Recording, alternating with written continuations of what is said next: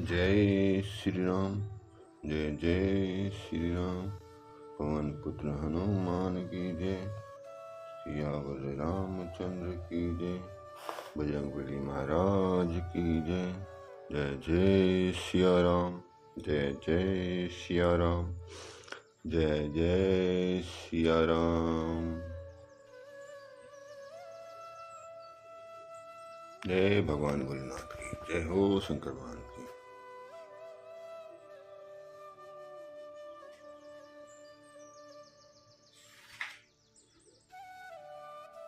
दासी दास रथ घोड़े हाथी गायें वस्त्र और मणि आदि अनेक प्रकार की चीजें अन्न तथा सोने के बर्तन गाड़ियों में लदवाकर दहेज में दिए गए, जिनका वर्णन नहीं हो सकता।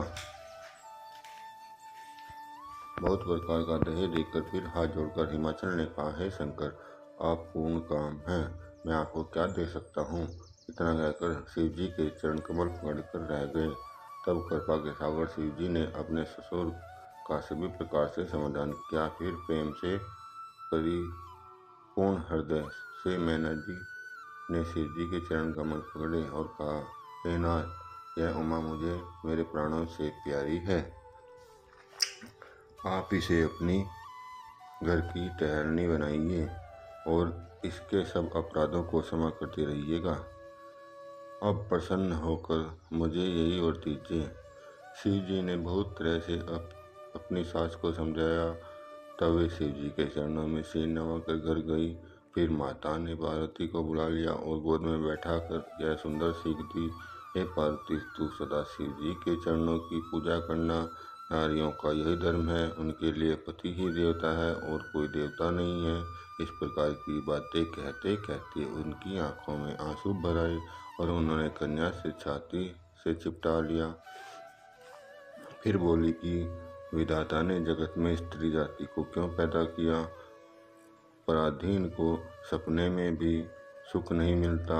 यो कहती हुई माता प्रेम से अत्यंत विकल हो गई, परंतु सुख कुसमय जानकर उन्होंने धीरज धरा। मैना बार बार मिलती है और पार्वती के चरणों को पकड़कर सिर रगड़ती है। बड़ा ही प्रेम है, कुछ वर्णन नहीं किया जा सकता। भवानी जब स्त्रियों से मिल भेंट कर फिर अपने माता के हृदय से जा लिपटी। पार्वती जी माता से फिर मिलकर चली। जब किसी ने यह उन्हें योग्य आशीर्वाद दिए, पार्वती जी फिर कर माता की ओर देखती जाती हैं। तब सखियां उन्हें शिव जी के पास ले गई। महादेव जी सब याचकों को संतुष्ट कर पार्वती के साथ घर को चले। सब देवता प्रसन्न होकर फूलों की वर्षा करने लगे और आकाश में सुंदर नगाड़े बजने लगे। बोल उमा महेश भगवान की जय। जय हो शिव शंकर भगवान की जय। माँ पार्वती की। तब हिमवान अत्यंत प्रेम से शिव जी को पहुंचाने के लिए साथ चले।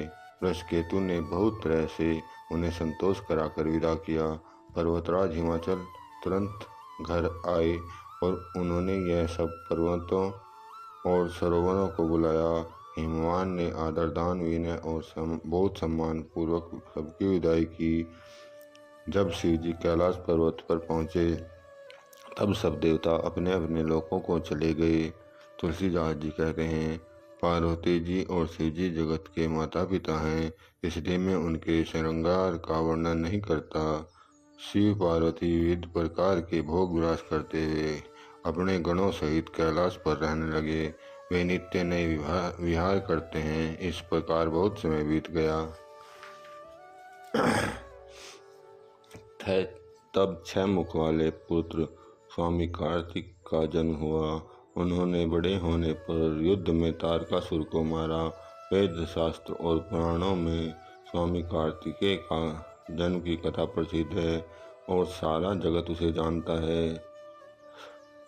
षडानन यानी कि स्वामी कार्तिक के जन्म, कर्म, प्रताप और महान पुरुषार्थ को सारा जगत जानता है।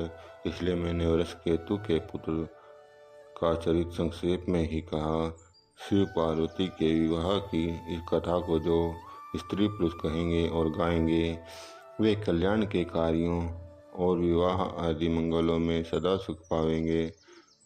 गिरिजापति महादेव जी का चरित्र समुद्र के समान है, उसका पार वेद भी नहीं पाते। तब अत्यंत मंदबुद्धि और कवार तुलसी का वर्णन कैसे कर सकता है। शिवजी रसीले और सुहावने चरित्र को सुनकर भारद्वाज जी ने बहुत ही सुख पाया तथा सुनने की उनकी लालसा बहुत बढ़ गई। नेत्रों में जल भर आया तथा रोमावली खड़ी हो गई।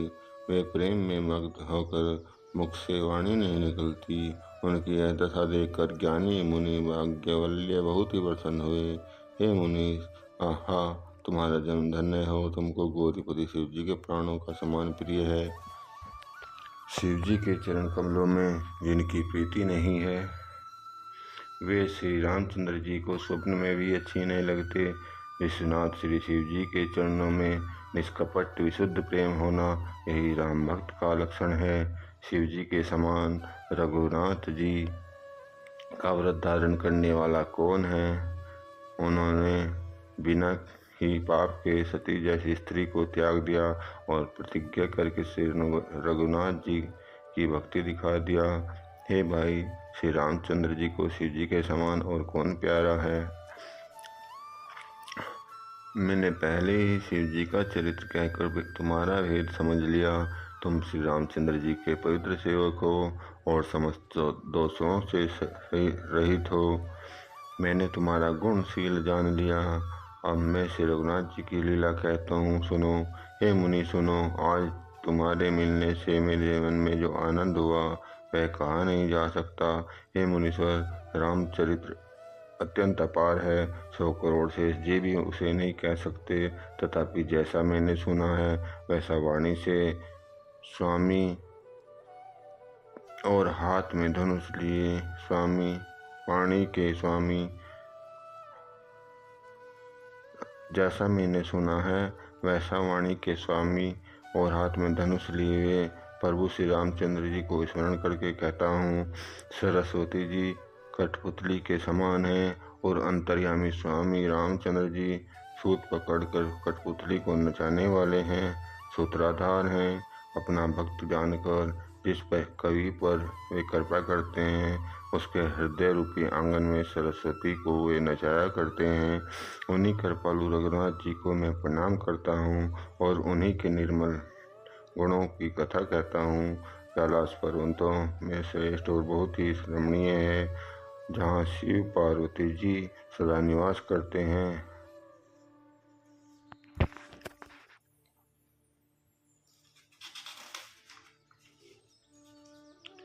सिद्ध तपस्वी योगी गण देवता किन्नर और मुनियों के समूह उस पर्वत पर रहते हैं। वे सब बड़े पुण्यात्मा हैं और आनंद कंद महादेव जी की सेवा करते हैं, जो भगवान विष्णु और महादेव से विमुख हैं। और जिनकी धर्म में प्रीति नहीं है, वे लोग स्वप्न में भी वहाँ नहीं जा सकते। उस पर्वत पर एक विशाल बरगद का पेड़ है, जो नित्य नवीन और सब काल में सुंदर रहता है। वहाँ तीनों प्रकार की वायु बहती रहती है। उसकी छाया बड़ी ठंडी रहती है। वह शिव जी के विश्राम करने वाला वृक्ष है, जिसे वेदों ने गाया है। एक बार प्रभु शिव जी उस वृक्ष के नीचे गए। उसे देखकर उनके हृदय में बहुत आनंद हुआ। अपने हाथ से वागंबर बिछाकर कृपालु शिव जी स्वभाव से ही बिना किसी खास प्रयोजन के वहाँ बैठ गए। कुंद के पुष्प, चंद्रमा और शंख के समान उनका गोल शरीर था। बड़ी लंबी भुजाएं थी और वे मुनियों से मत्कल वस्त्र धारण किए हुए थे। अनेक चरण नए लाल कमल के समान थे। नखों की ज्योति भक्तों के हृदय का अंधकार करने वाली थी। सांप और भस्म ही उनके भूषण थे और उन त्रिपुर के शत्रु शिव जी का मुख शरद के चंद्रमा की शोभा को हरने वाला था। उनके सिर पर जटाओं का मुकुट और गंगा जी थी। कमल के समान बड़े बड़े नेत्र उनका नीलकंठ था और सुंदरता के भंडार थे। उनके मस्तक पर द्वितीया का चंद्रमा शोभित था। कामदेव के शत्रु शिव जी वहाँ बैठे हुए ऐसे शोभित हो रहे हैं मानो सांतरस ही शरीर धारण किए बैठा हो। अच्छा मौका जानकर शिव पत्नी माता पार्वती जी उनके पास गई। अपनी प्यारी पत्नी जानकर शिव जी ने उनको बहुत आदर सत्कार किया और अपनी बाईं ओर बैठने के लिए आसन दिया। पार्वती जी प्रसन्न होकर शिव जी के पास बैठ गई। उन्हें पिछले जन्म की कथा स्मरण हो गई। स्वामी के हृदय में अधिक प्रेम समझकर पार्वती जी हंसकर प्रिय वचन बोली, जो सब कथा सब लोगों का हित करने वाली है, उसे ही पार्वती जी पूछना चाहती हैं। पार्वती जी ने कहा, हे संसार के स्वामी, हे मेरे नाथ, हे त्रिपुरासुर का वध करने वाले, आपकी महिमा तीनों लोकों में विख्यात है। चर अचर नाग मनुष्य सभी देवता और चरण कमलों की सेवा करते हैं। हे प्रभु, आप समर्थ, सर्वज्ञ और कल्याण रूप हैं, सब कलाओं और गुणों के निधान हैं और योग ज्ञान तथा वैराग्य के भंडार हैं। आपका नाम शरणागतों के लिए कल्पवृक्ष है। सो हे प्रभु, हे सुख की राशि, यदि आप मुझ पर प्रसन्न हैं और सचमुच मुझे अपनी दासी जानते हैं तो हे प्रभु, आप श्री रघुनाथ जी की नाना प्रकार की कथा कहकर मेरा अज्ञान दूर कीजिए। जिसका घर कल्पवृक्ष के नीचे हो, वह भला दरिद्रता से उत्पन्न दुख को क्यों सहेगा। हे शशिभूषण, हे नाथ, हृदय में ऐसा विचार कर मेरी बुद्धि के भारी भ्रम को दूर कीजिए। हे प्रभु, जो परमार्थ तत्व के ज्ञाता वक्ता मुनि हैं, वे श्री रामचंद्र जी को अनादि ब्रह्मा कहते हैं और शेष सरस्वती जी वेद और प्राण सभी रघुनाथ जी का गुण गाते हैं। और हे कामदेव शत्रु, आप भी दिन रात आदरपूर्वक राम राम जपा करते हैं। ये राम वही अयोध्या के राजा के पुत्र हैं या अजन्मा निर्गुण और अगोचर कोई और राम है। यदि वे राजपुत्र हैं तो ब्रह्म कैसे, और यदि ब्रह्म है तो स्त्री के विरह में उनकी मति बावली कैसे हो गई। इधर उनके ऐसे चरित्र देखकर और उधर उनकी महिमा सुनकर मेरी बुद्धि अत्यंत चकरा रही है। यदि इच्छा रहित व्यापक समर्थ ब्रह्म कोई और है तो हे नाथ, मुझे उसे समझा कर कहिए। मुझे नादान समझकर मन में क्रोध न लाइए। जिस तरह मेरा मोह दूर हो वही कीजिए। मैंने पिछले जन्म में वन में श्री रामचंद्र जी की प्रभुता देखी थी, परंतु अत्यंत भयभीत होने के कारण मैंने वह बात आपको नहीं बताई। तो भी मेरे मलिन मन को बोध न हुआ है, उसका फल भी मैंने अच्छी तरह पा लिया। अब भी मेरे मन में कुछ संदेह है, आप कृपा कीजिए। मैं हाथ जोड़कर विनती करती हूँ। हे प्रभु, आपने उस समय मुझे बहुत तरह से समझाया था, फिर भी मेरा संदेह नहीं गया। हे नाथ, यह सोचकर मुझ पर क्रोध नहीं कीजिए। मुझे अब पहले जैसा मोह नहीं है। अब तो मेरे मन में राम कथा सुनने की रुचि है। हे शेषनाग को अलंकार के रूप में धारण करने वाले देवताओं के नाथ, आप श्री रामचंद्र जी के गुणों की पवित्र कथा कहिए। मैं पृथ्वी पर सिर टेक कर आपके चरणों की वंदना करती हूँ और हाथ जोड़कर विनती करती हूँ। आप वेदों के सिद्धांत को निचोड़कर श्री रघुनाथ जी का निर्मल यश वर्णन कीजिए। यद्यपि स्त्री होने के कारण मैं उसे सुनने की अधिकारिणी नहीं हूँ, यद्यपि मैं वन वचन और कर्म से आपकी दासी हूँ। संत लोग जहाँ आर्थ अधिकारी पाते हैं, वहाँ गूढ़ तत्व भी उससे नहीं छिपाते। हे देवताओं के स्वामी, मैं बहुत ही आर्तभाव से पूछती हूँ, आप मुझ पर दया करके श्री रघुनाथ जी की कथा कहिए। पहले तो आप वह कारण विचार कर बतलाइए जिससे निर्गुण ब्रह्म सगुण रूप धारण करता है। फिर हे प्रभु, श्री रामचंद्र जी के अवतार की कथा कहिए तथा उनका उद्धार बाल चरित्र कहिए। फिर किस प्रकार उन्होंने श्री जानकी जी से विवाह किया, वह कथा कहिए। फिर यह बतलाइए कि उन्होंने जो राज्य छोड़ा सो किस दोष से। हे नाथ, फिर उन्होंने वन में रहकर जो अपार चित्र किए तथा किस तरह रावण को मारा, वह कहिए। हे सुख शुभ शंकर फिर आप सारी लीलाओं को कहिए जो उन्होंने राज्य के सिंहासन पर बैठकर की थी। हे कृपाधाम, फिर आप अद्भुत चरित्र कहिए जो श्री रामचंद्र जी ने किया। वह रघुकुल शिरोमणि प्रजा सहित किस प्रकार अपने धाम को गए। हे प्रभु, फिर आप उस तत्व को समझा कर कहिए जिसकी अनुभूति में ज्ञानी मुनिगण सदा मग्न रहते हैं। और फिर भक्ति, ज्ञान, विज्ञान और वैराग्य क्या विभाग सहित वर्णन कीजिए। श्री रामचंद्र जी के और भी जो अनेक रहस्य छिपे हुए अथवा चरित्र हैं उनको कहिए। हे नाथ, आपका ज्ञान अत्यंत निर्मल है। हे प्रभु, जो बात मैंने न पूछी हो, हे दयालु, उसे भी आप छिपा न रखिए। वेदों ने आपके तीनों लोगों का गुरु कहा है, दूसरे पामर जी उस रहस्य को क्या जाने। पार्वती जी के सहज सुंदर छल रहित प्रश्न सुनकर शिव जी के मन को बहुत अच्छे लगे। श्री महादेव जी हृदय में सारे रामचरित्र आ गए। प्रेम के मारे उनका शरीर पुलकित हो गया और नेत्रों में जल भर आया। श्री रघुनाथ जी रूप उनके हृदय में आ गया, जिससे स्वयं परमानंद स्वरूप शिव जी ने भी अपार सुख पाया। शिव जी तो घड़ी तक ध्यान से के रस में डूबे रहे। फिर उन्होंने मन को बाहर खींचा और तब वे प्रसन्न होकर श्री रघुनाथ जी का चरित्र वर्णन करने लगे, जिसके बिना जाने झूठ भी सत्य मालूम होता है। जैसे बिना पहचाने रस्सी में सांप का भ्रम हो जाता है और जिसके जान लेने पर जगत का उसी तरह लोप हो जाता है, जैसे जागने पर स्वप्न का भ्रम जाता रहता है। मैं उन्हीं श्री रामचंद्र जी के बाल रूप की वंदना करता हूँ, जिनका नाम जपने से सब सिद्धियाँ सहज ही प्राप्त हो जाती हैं। मंगल के धाम, अमंगल के हरने वाले और श्री दशरथ जी के आंगन में खेलने वाले वे बाल रूप श्री रामचंद्र जी मुझ पर कृपा करें। त्रिपुरासुर का वध करने वाले शिव जी रामचंद्र जी को प्रणाम करके आनंद में भरकर अमृत के समान वाणी बोले। हे गिरजा कुमारी पार्वती, तुम धन्य हो, धन्य हो, तुम्हारे समान कोई उपकारी नहीं है। जो तुमने श्री रघुनाथ जी की कथा का प्रसंग पूछा, जो कथा समस्त लोगों के लिए जगत को पवित्र करने वाली गंगा जी के समान है। तुमने जगत के कल्याण के लिए ही प्रश्न पूछे हैं। तुम श्री रघुनाथ जी के चरणों में प्रेम रखने वाली हो।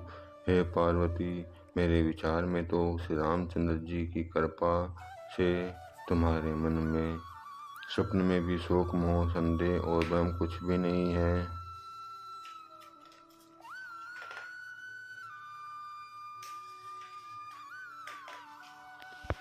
फिर भी तुमने इसलिए वही पुरानी शंका की जो प्रसंग के कहने सुनने से सबका कल्याण होगा। जिन्होंने अपने कानों से भगवान की कथा नहीं सुनी, उनके कानों के छिद्र सांप के बिल के समान हैं। जिन्होंने अपने नेत्रों से संतों के दर्शन नहीं किए, उनके नेत्र मोर के पंखों पर दिखने वाली नकली आँखों की गिनती में हैं। वे सिर कड़वी तुम्बी के समान हैं, जो श्री हरि और गुरु के चरण तल पर नहीं झुकते, जिन्होंने भगवान की भक्ति को अपने हृदय में स्थान नहीं दिया। वे प्राणी जीते हुए भी मुर्दे के समान है। जो जीव श्री रामचंद्र जी के गुणों का गान नहीं करती, वह मेंढक की जीभ के समान है। वह हृदय ब्रज के समान कड़ा और निष्ठुर है, जो भगवान के चरित्र सुनकर हर्षित नहीं होता। हे पार्वती जी, श्री रामचंद्र जी की लीला सुनो। यह देवताओं का कल्याण करने वाली और दैत्यों को विशेष रूप से मोहित करने वाली है। श्री रामचंद्र जी की कथा कामधेनु के समान सेवा करने से सब सुखों को देने वाली है और सत्पुरुषों के समान ही सब देवताओं के लोक हैं। ऐसा जानकर इसे कौन न सुनेगा। श्री रामचंद्र जी की कथा हाथ की सुंदर ताली है, जो संदेह रूपी पक्षियों को उड़ा देती है। फिर राम कथा कलयुग रूपी वृक्ष को काटने के लिए वह कुल्हाड़ी है। हे गिरजा कुमारी, तुम इसे आदर पूर्वक सुनो। वेदों ने श्री रामचंद्र के सुंदर नाम, गुण, चरित्र, जन्म और कर्म सहित अनगिनत कहे हैं। किस प्रकार भगवान शंकर जी अनंत हैं, उसी प्रकार उनकी कथा, कीर्ति और गुण भी अनंत हैं। तो भी तुम्हारी अत्यंत प्रीति देखकर जैसा कुछ मैंने सुना है और जैसी मेरी बुद्धि है, उसी के अनुसार मैं कहूँगा। हे पार्वती, तुम्हारा प्रश्न स्वाभाविक ही सुंदर, सुखदायक और संत सम्मत है और मुझे तो बहुत ही अच्छा लगा है। परंतु हे पार्वती, एक बात मुझे अच्छी नहीं लगी, यद्यपि वह तुमने मोह के वश होकर ही कही। तुमने जो यह कहा कि वे राम कोई और है जिन्हें वेद गाते हैं और मुनिजन जिनका ध्यान करते हैं, जो मोह रूपी पिशाच द्वारा ग्रस्त हैं, पाखंडी हैं, भगवान के चरणों से विमुख है और जो झूठ सच कुछ नहीं वो जानते, वे अधम मनुष्य भी इस तरह कहते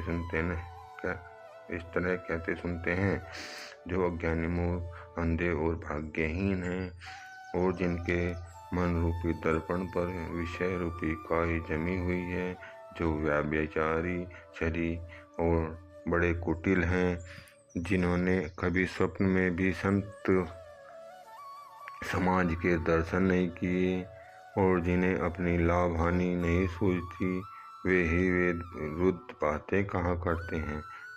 जिनका हृदय रूपी दर्पण मैला और नेत्रों से हीन है, वे बेचारे श्री रामचंद्र जी के रूप को कैसे देखेंगे।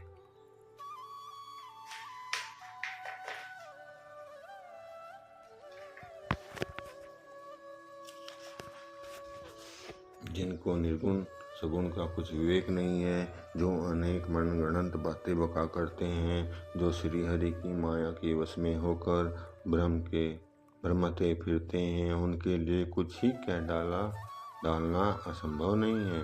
जिन्हें वायु का रोग हो गया हो, जो भूत के वश हो गए हैं और जो नशे में चूर हैं, ऐसे लोग विचार कर वचन नहीं बोलते।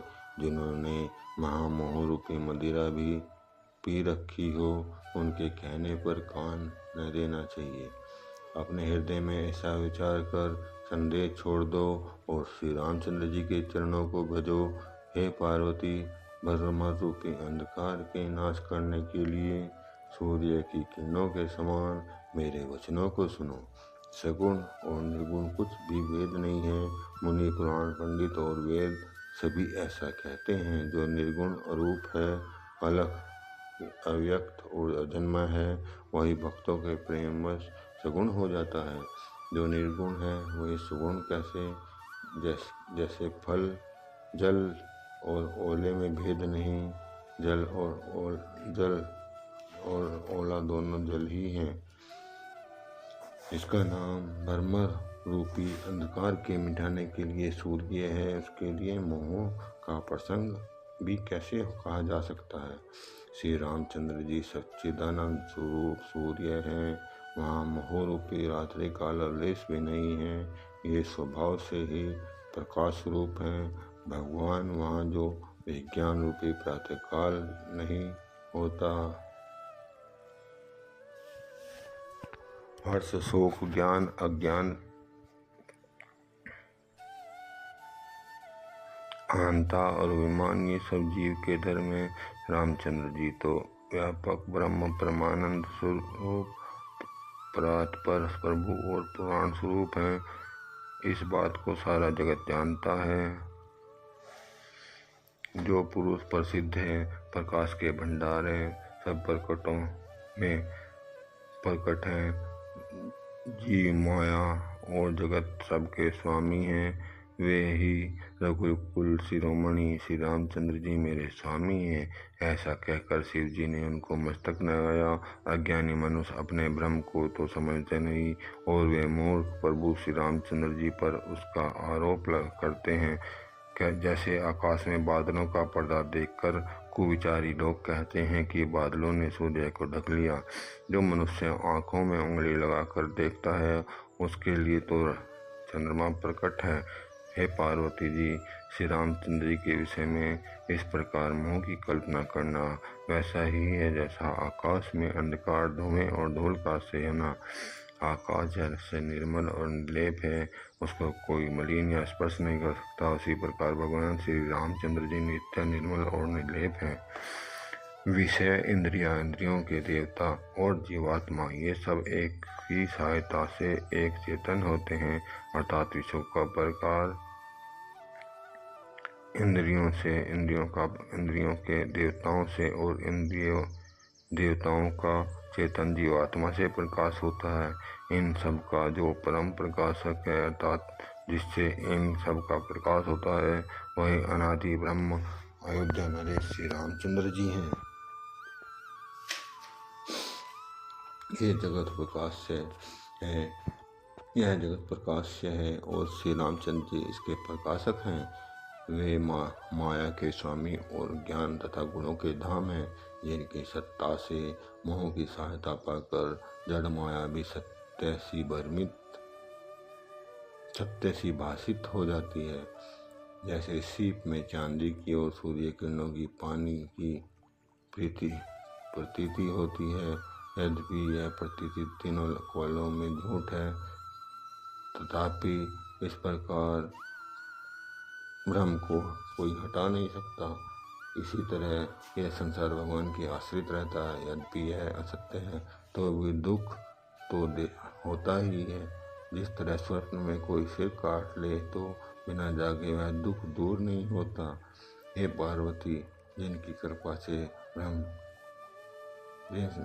कृपा से इस प्रकार का भ्रम मिट जाता है, वह कृपालु श्री रघुनाथ जी हैं, जिनका आदि और अंत किसी ने नहीं जाना। वेदों ने अपनी बुद्धि के अनुसार करके इस प्रकार गाया है। वह ब्रह्मा बिना ही पैर के चलता है, बिना ही कान के सुनता है, बिना ही हाथ के नाना प्रकार के काम करता है, बिना मुंह की सारे रसों का आनंद लेता है, बिना ही वाणी से बहुत योग्य बकता है। वह बिना ही शरीर के स्पर्श करता है, बिना ही आँखों के देखता है और बिना ही नाक के सब गंधों को ग्रहण करता है। उस ब्रह्म की करनी सभी प्रकार से एक ऐसी अलौकिक है कि उसकी महिमा कहीं नहीं जा सकती, जिसका वेद और पंडित इस प्रकार वर्णन करते हैं और मुनि जिसका ध्यान धरते हैं, वही दशरथ नंदन भक्तों के हितकारी अयोध्या के स्वामी भगवान श्री रामचंद्र जी हैं। हे पार्वती, जिनके नाम के बल से काशी में मरते हुए प्राणी को देखकर मैं उसे राम मंत्र देकर शोक रहित कर देता हूँ, मुक्त कर देता हूँ, वही मेरे प्रभु से श्रेष्ठ श्री रामचंद्र जी जड़ चेतन के स्वामी और सबके हृदय के भीतर की जानने वाले हैं। विवश होकर बिना इच्छा के भी जिनका नाम लेने से मनुष्यों के अनेक जन्मों के किए हुए पाप जल जाते हैं, फिर जो मनुष्य आदरपूर्वक उनका नाम स्मरण करते हैं, वे तो संसार रूपी समुद्र को गाय के खुर से बने हुए गड्ढे के समान पार कर जाते हैं। हे पार्वती, वही परमात्मा श्री रामचंद्र जी हैं, उनमें भ्रम है, तुम्हारा ऐसा कहना अत्यंत ही अनुचित है। इस प्रकार का संदेह मन में लाते ही मुझसे ज्ञान, वैराग्य आदि सारे सद्गुण नष्ट हो जाते हैं। शिव जी के ब्रह्मनाशक वचनों को सुनकर पार्वती जी के कुतर्कों की रचना मिट गई। श्री रघुनाथ जी के चरणों में उनका प्रेम विश्वास हो गया और कठिन असंभावना जाती रही। बार बार स्वामी के चरण कमलों को पकड़कर और अपने कमल के समान हाथों को जोड़कर पार्वती जी मानो प्रेम रस में सनकर सुंदर वचन बोली। आपकी चंद्रमा की किरणों के समान शीतल वाणी सुनकर मेरा अज्ञान रूपी शरद ऋतु की धूप का भारी ताप मिट गया। हे कृपालु, आपने मेरा सब संदेह हर लिया। अब श्री रामचंद्र जी का यथार्थ स्वरूप मेरे समझ में आ गया। हे नाथ, आपकी कृपा से मेरा विषाद जाता रहा और अब आपके चरणों के अनुग्रह से मैं सुखी हो गई। यद्यपि मैं स्त्री होने के कारण स्वभाव से ही मूर्ख और ज्ञानहीन हूँ, तो भी अब आप मुझे अपनी दासी जानकर हे प्रभु, यदि आप मुझ पर प्रसन्न हैं तो जो बात मैंने पहले आपसे पूछी है वही कहिए। श्री रामचंद्र जी ब्रह्म हैं, चिन्मय हैं, विनाशी हैं, सबसे रहित हैं और सबके हृदय में नगरी में निवास करने वाले हैं। फिर है नाथ, उन्होंने मनुष्य का शरीर किस कारण से धारण किया? वे धर्म की ध्वजा धारण करने वाले प्रभु, यह मुझे समझा कर कहिए। पार्वती जी के अत्यंत और नम्र वचन सुनकर श्री रामचंद्र जी की कथा, उनका शुद्ध प्रेम देखकर तब कामदेव के शत्रु स्वाभाविक ही सुदान कर पाया निदान शिव जी मन में बहुत ही हर्षित हुए और बहुत प्रकार से पार्वती की बड़ाई करके बोले, हे पार्वती, निर्मल रामचरितमानस की मंगलमयी कथा सुनो, जिसे काकभूषण ने विस्तार से कहा और पक्षियों के राजा गरुड़ जी ने सुना था। वह श्रेष्ठ संवाद इस प्रकार हुआ, वह मैं आगे कहूँगा। तभी तुम श्री रामचंद्र जी के अवतार का परम सुंदर और पवित्र चरित्र सुनो। श्री हरि के गुण, नाम, कथा और रूप सभी अपार, अगणित और असीम है। फिर भी हे पार्वती, मैं अपनी बुद्धि के अनुसार कहता हूँ, तुम आदर पूर्वक सुनो। हे पार्वती सुनो, वेद शास्त्रों ने श्री हरि के सुंदर, विस्तृत और निर्मल चरित्र को गान किया है। हरि का अवतार जिस कारण से होता है वह कारण बस यही है, ऐसा नहीं कहा जा सकता। अनेकों कारण हो सकते हैं और ऐसे भी हो सकते हैं जिन्हें कोई जान ही नहीं सकता। हे सयानी सुनो, हमारा मत तो यह भी है कि बुद्धि, मन और वाणी से श्री रामचंद्र जी की तर्कना नहीं की जा सकती। तथापि संत, मुनि, वेद और पुराण अपनी बुद्धि के अनुसार जैसा कुछ कहते हैं और जैसा कुछ मेरी समझ में आता है, हे सुमुखी, वही कारण मैं तुमको सुनाता हूँ। जब जब धर्म का ह्रास होता है, और नीच अभिमानी राक्षस बढ़ जाते हैं और वे ऐसा न्याय करते हैं कि जिसका वर्णन नहीं हो सकता, तथा ब्राह्मण, गो, देवता और प्रवृत्ति कष्ट पाते हैं, तब वे कृपा निधान प्रभु भांति भांति के शरीर धारण कर सज्जनों की पीड़ा हरते हैं। वे असुरों को मारकर देवताओं को स्थापित करते हैं, वेदों की मर्यादा की रक्षा के लिए, और जगत में अपना निर्मल यश फैलाते हैं। श्री रामचंद्र जी के अवतार का यह कारण है। उसी यश को गा गा कर भक्तजन भव सागर से तर जाते हैं। कृपा सागर भगवान के भक्तों के हित के लिए शरीर धारण करते हैं। श्री रामचंद्र जी के जन्म लेने के अनेक कारण हैं, जो एक से बढ़कर एक विचित्र है। हे सुंदर बुद्धि वाली वाणी, मैं उनके एक जन्मों का विस्तार वर्णन करता हूँ, तुम सावधान होकर सुनो। श्री हरि के जय और विजय दो प्यारे द्वारपाल हैं, जिनको सब कोई जानते हैं। उन दोनों भाइयों ने ब्राह्मण सनकादि के शाप से असुरों का तामसी शरीर पाया। एक का नाम था हिरण्यकशिपु और दूसरे का नाम था हिरण्याक्ष। वे देवराज इंद्र के गर्व को छुड़ाने वाले सारे जगत में प्रसिद्ध हुए। वे युद्ध में विजय पाने वाले विख्यात वीर थे। इनमें से एक हिरण्याक्ष को भगवान ने वराह का शरीर धारण करके मारा, फिर दूसरे को नरसिंह रूप धारण करके वध किया और अपने भक्त प्रहलाद का सुंदर यश फैलाया। वे ही दोनों जाकर देवताओं को जीतने वाले तथा बड़े योद्धा रावण और कुंभकर्ण नामक बड़े बलवान और महावीर राक्षस हुए, जिन्हें सारा जगत जानता है। भगवान के द्वारा मारे जाने पर वे इसलिए मुक्त नहीं हुए कि ब्राह्मण के वचन का प्रमाण 3 जन्म के लिए था। अतः एक बार उनके कल्याण के लिए भक्त प्रेमी भगवान ने फिर अवतार लिया। वहाँ कश्यप और अदिति उनके माता पिता हुए, जो दशरथ और कौशल्या के नाम से प्रसिद्ध थे। एक कल्प में इस प्रकार अवतार लेकर उन्होंने संसार में पवित्र लीलाएं की। एक कल्प में सब देवताओं को जलंधर दैत्य से युद्ध में हार जाने के कारण दुखी देखकर शिव जी ने उसके हाथ बड़ा घोर युद्ध किया, पर वह महाबली दैत्य नहीं मरता था। उस दैत्य की स्त्री परम सती थी। उसी के प्रताप से त्रिपुरासुर जैसे अजय शत्रु है का विनाश करने वाले शिव जी भी उस दैत्य को नहीं जीत सके।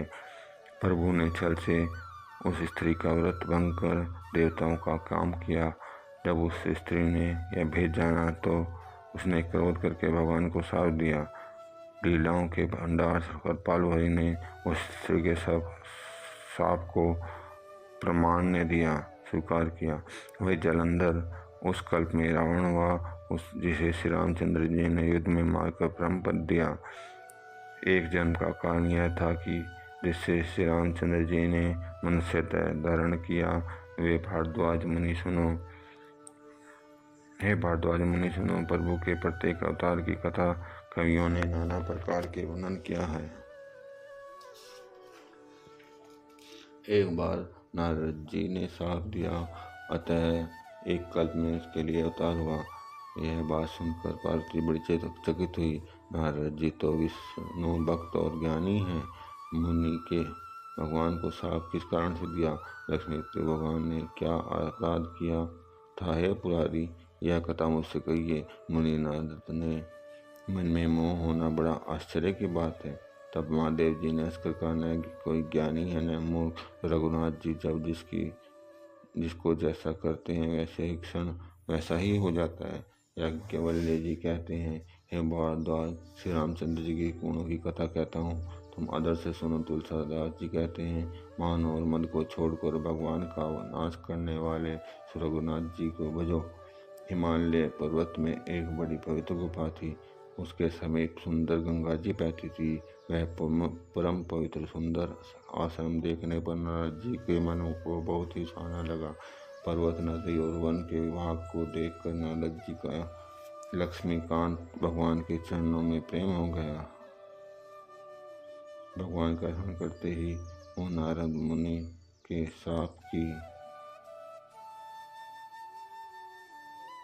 जो साप उन्हें दक्ष प्रजापति ने दिया था, जिसके कारण उन्हें स्थान पर नहीं ठहर सकते, गति रुक गई और मन में स्वाभाविक ही निर्मल होने से उनकी समाधि लग गई। नारद मुनि की स्थिति देखकर देवराज इंद्र डर गया। उसने कामदेव को बुलाकर उसका आदर सत्कार किया और कहा, मेरे हित के लिए तुम अपने सहयोगियों को सहित नारद जी की समाधि भंग करने को जाओ। यह सुनकर मीनध्वज कामदेव मन में प्रसन्न होकर चला। इंद्र के मन में डर था कि देव ऋषि नारद मेरी पूरी अमरावती का निवास राज्य चाहते हैं। जगत में जो कामी और लोभी होते हैं वे कुटिल कौवे की तरह सबसे डरते हैं। जैसे मूर्ख कुत्ता सिंह को देखकर सूखी हड्डी लेकर भागे, वह मूर्ख यह समझे कि कहीं इस हड्डी को सिंह छीन न ले, वैसे ही इंद्र को नारद जी मेरा राज्य छीन लेंगे ऐसा सोचते लाज नहीं आई। जब कामदेव उस आश्रम में गया तब उसने अपनी माया से वहाँ वसंत ऋतु को उत्पन्न किया। तरह तरह के वृक्षों पर रंग बिरंगे फूल खिल गए, उन पर कोयलें कूकने लगी, भोरे गुंजार करने लगे। कामाग्नि को भड़काने वाली 3 प्रकार की सुगंध हवा चलने लगी।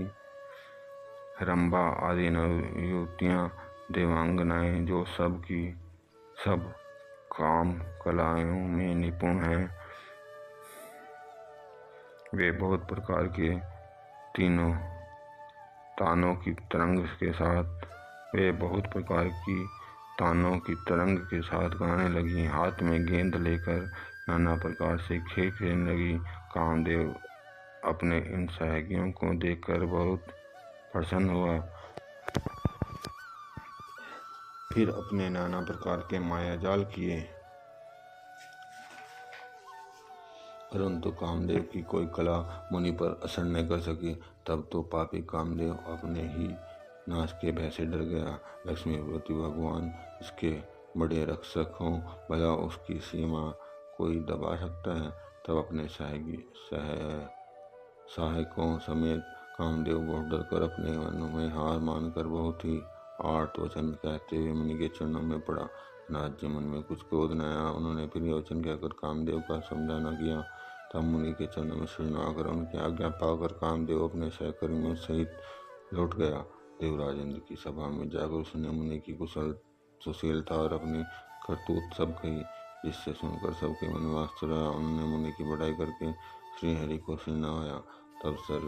तब नारद जी शिव जी के पास गए। उनके मन में इस बात का अहंकार हो गया कि हमने कामदेव को जीत लिया। उन्होंने कामदेव के चरित्र शिव जी को सुनाए और महादेव जी ने उन पर अत्यंत प्रिय जानकर शिक्षा दी।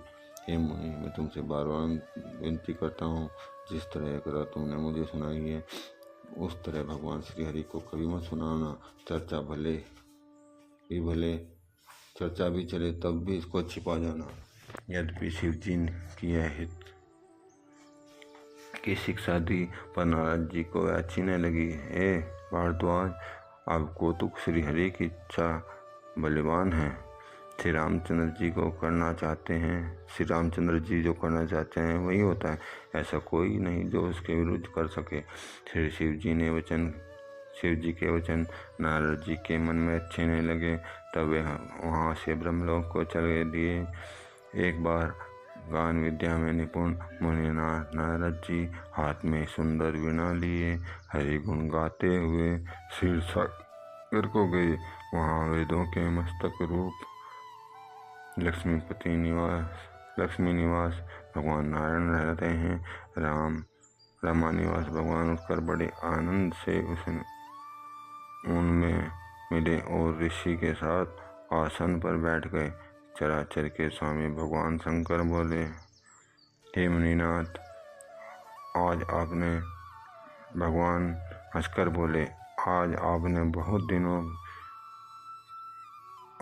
बहुत दिनों पर दया की। यद्यपि शिव जी उन्हें पहले से ही ब्रज रखा था, तो भी नारद जी कामदेव का सारा चरित्र भगवान को क्या सुनाया। श्री रघुनाथ जी की माया बड़ी प्रबल है। जगत में ऐसा कौन जन्म है जिसे वह मोहित न कर दे। भगवान रुका मुँह करके कोमल वचन बोले, हम राज, आपका स्मरण करने से दूसरों के मोह भाव और अभिमान मिट जाते हैं। फिर आपके लिए तो कहना ही क्या।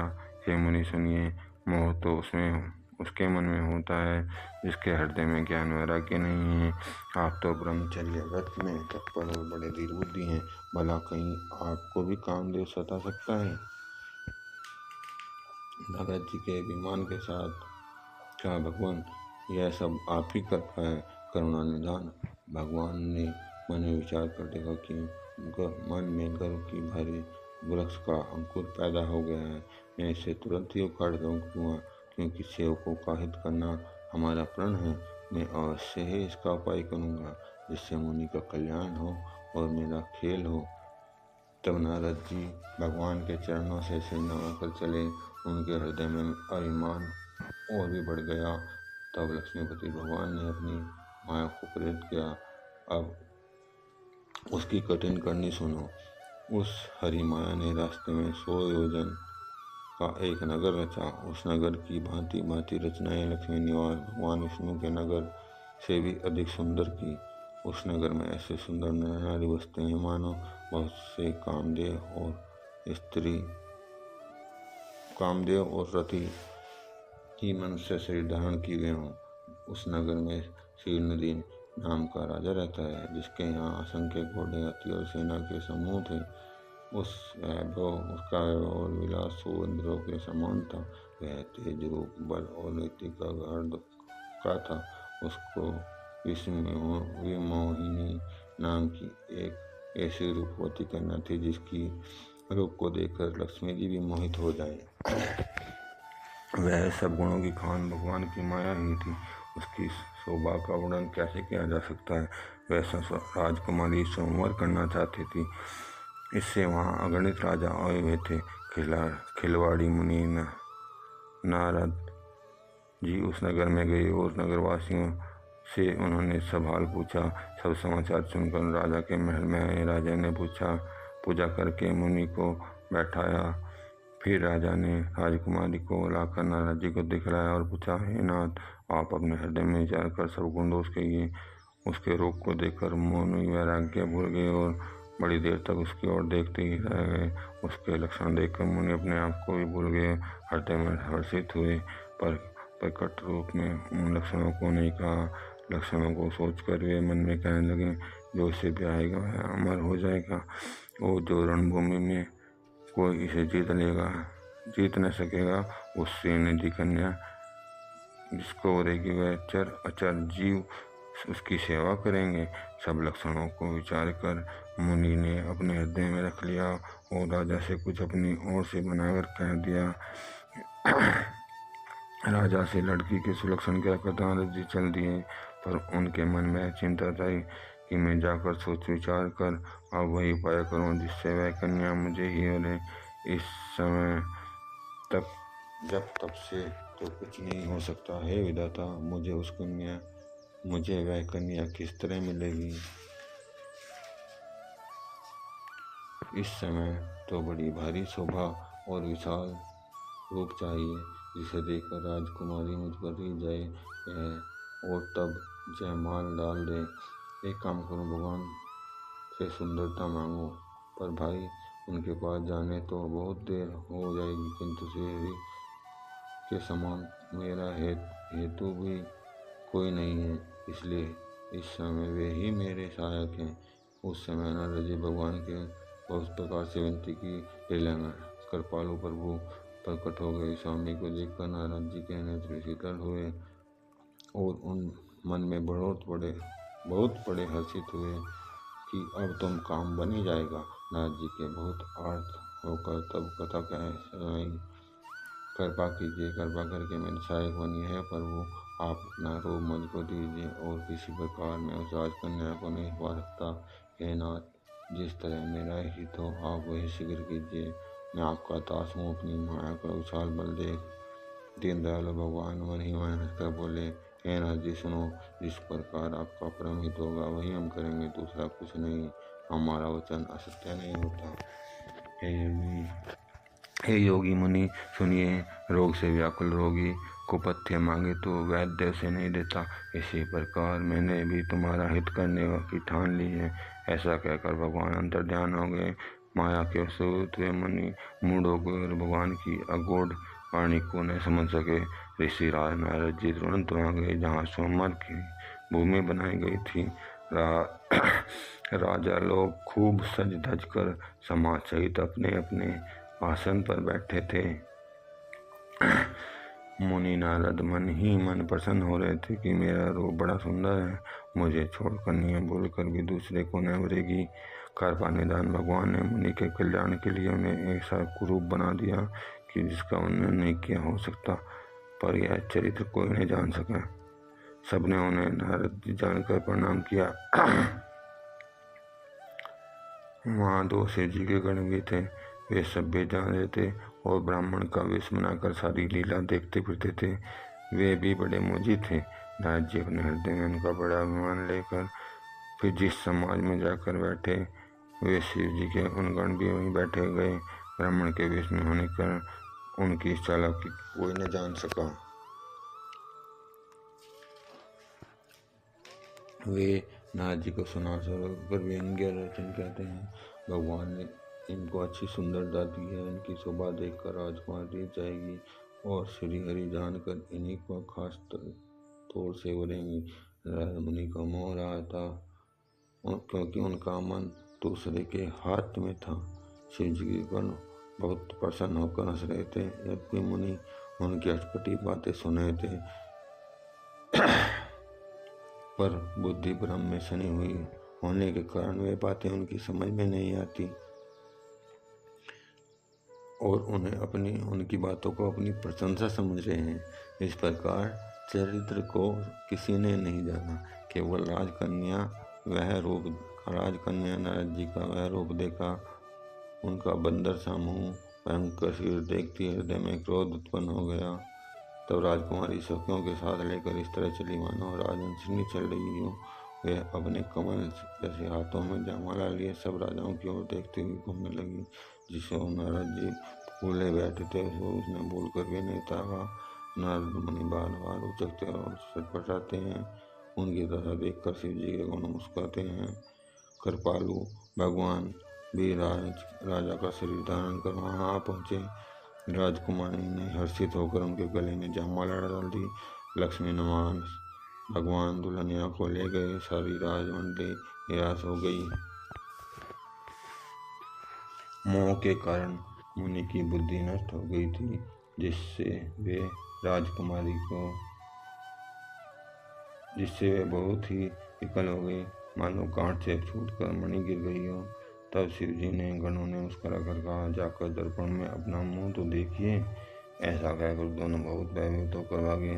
मुनि ने जल में जाकर अपना मुंह देखा तो अपना रूप देखकर क्रोध बहुत बढ़ा। उन्होंने शिव जी के गणों को अत्यंत कठोर श्राप दिया, तुम दोनों कपटी और पापी, जाकर राक्षस जाओ, तुमने हमारी हंसी को उसका फल चखो और फिर मुनि की हंसी करनी, फिर किसी मुनि की हंसी करना।